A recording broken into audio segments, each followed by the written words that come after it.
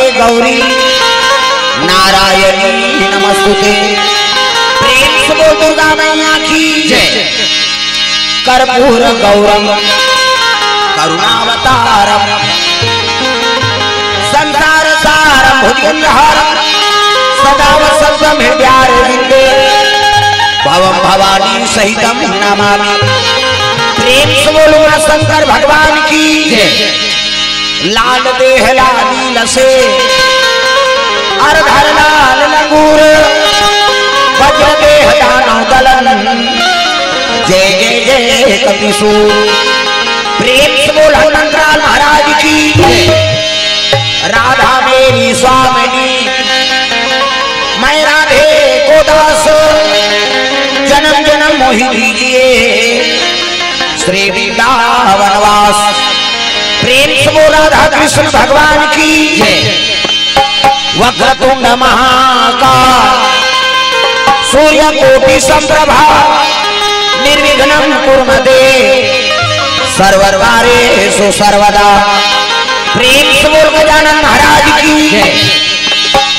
आके पधारो गजानन जी हमारो हरि आगे पधारो गजानन जी हमारो हरि आगे पधारो गजानन जी हमारो हरि आगे पधारो गजानन जी हमारो हरि हमारो हरि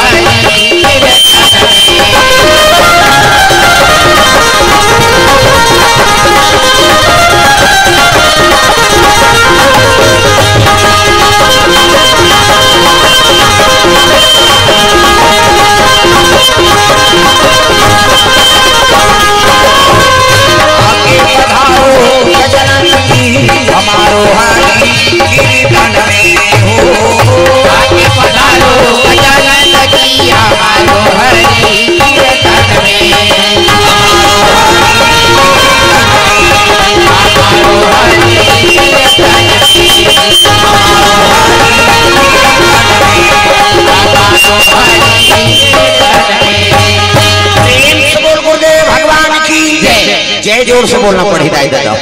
हाथ ऊपर जोरदार मन आनंद हो।